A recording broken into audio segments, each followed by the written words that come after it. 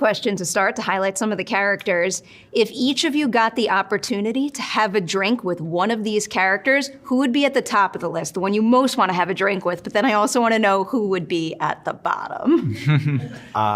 I would want to have a drink with Haggerty, because I know that... the wrong answer. The least safe answer. You've met Hayden before. I have no qualms like just getting straight to it and being like, let's have a crazy time right now. And I mean, you're saying a drink. A drink. Well, just a drink is fine with Haggerty. God knows what's in that drink, though, now. You know what? You just scared me.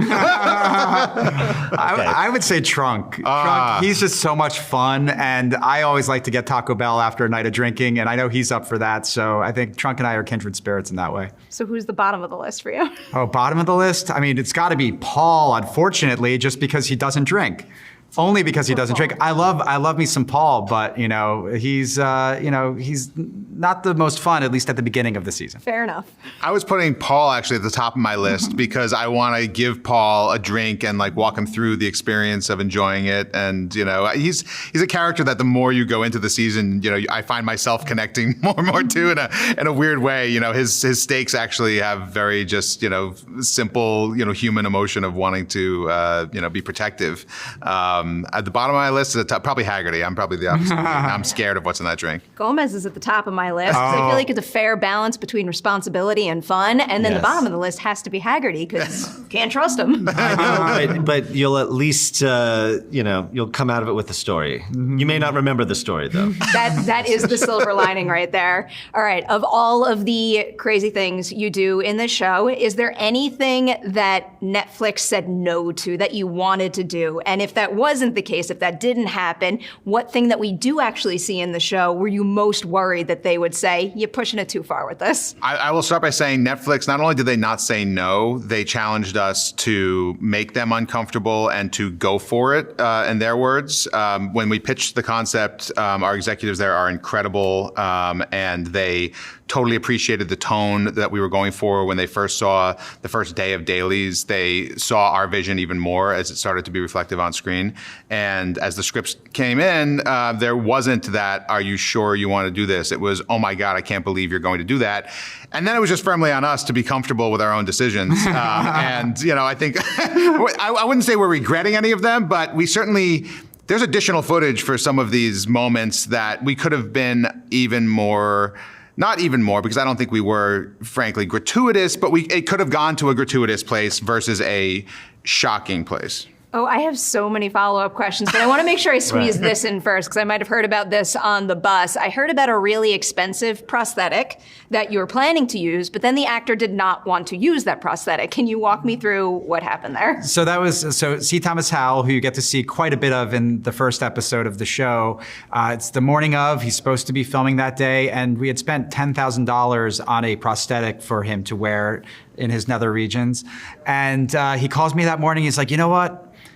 He's like, if I'm going for it, I should just go for it, right? Like, I want to go for it. I don't need the prosthetic. I'll go all in. I was like, that's great news. This is amazing. Pony Boy's going to go, full frontal on our show. Okay, that qualifies as great news. And yes, we're like, yeah, yes, lots of high five. No, but it was like, I'll just say this, we like big audience reaction, and we're like, this is something that people would be talking about. It's really fun. So I'm tasked with calling the studio and saying to them, okay, well, I know that he went through the discussions with the intimacy coordinator and he signed a rider and he was planning to wear this thing, but he doesn't want to wear it. He says, I'm not going to wear this. So there was this mad scramble for them to get the lawyers, wake up the lawyers, make sure that they adjust things in there so that he could sign a new nudity waiver that day and give some permission to go. And, Tommy was willing to go for it across the board, and so was the whole cast, which is what made this experience so much fun. Oh, you feel it when you're watching this. I feel like there's no good transition away from that point into something else, but you guys know I'm obsessed with Cobra Kai. So one question I did have for you,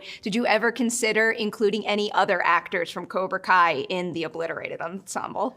I think, we really didn't want to it's like you want to keep your kids away from like the drugs and the alcohol. Like Cobra Kai is a very, is a show, every episode has like morals at its core, and Obliterated is a show that's all about a lack of morals and wild, risque time. And so there was something like icky about like having one of our, Cobra Kai actors in this world. There are a couple. There is an Easter egg on the show that you may have missed, that one of our series regulars actually appears in Obliterated. I know who this is because I have another question about her. Okay. Because this is one of my favorite crossover elements, because I was reading that Courtney shadowed one of your directors here. Does that mean that at some point in the future, maybe she could direct an episode of Cobra Kai season 6 or even Obliterated season 2?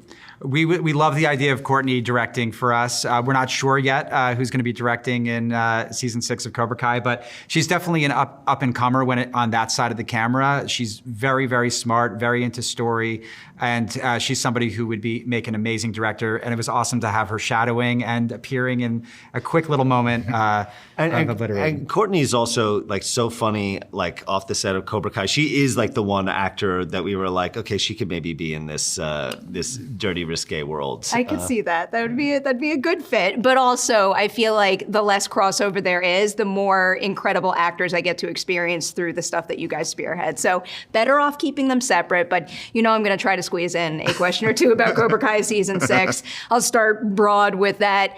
At this point, are you basically ready to go? Is it just a matter of things in the industry smoothing out, and then it is go time, go into production? We were basically ready to go when the writer's strike began. That was our scheduled day one of production. So the writer's strike went on longer than any of us ever thought it would, and obviously the actor strike is prolonging as well. Fingers crossed that any moment now, maybe by the time these words are reaching people's ears, it could be over. For the three of us who share a hive mind and never stop thinking and talking, it just did give our minds a place to marinate and come back into the writer's room as soon as the writer's strike was over with more ideas, more depth in terms of where we were already going, and the room is just running on all cylinders right now. And as long as the actor strike ends, we will be back in production after the new year. I like to hear it. I'm hoping for it. All right, I saved my question that's probably pushing it too far for last, so they can kick me out right after. With Cobra Kai season 6 being the end, what kind of closure can you tease for the show? And if it's not closure, are you going to leave the doors open for maybe some spin-off series, which I know have been talked about in the past? We will never give actual closure when it comes to anything. We love working in the Cobra Kai universe, so there's always potential to revisit that world. We're certainly thinking about other ideas within the Miyagi-verse, and it's only a matter of time before we figure out exactly which direction we're going to head. But this season, people should be gearing up for. We're really excited about Cobra Kai season 6. We're going to go out with a bang, and it's going to be an amazing experience for fans of the franchise. I got all the faith in the world, you know that. And then Obliterated season 2, please. Yes.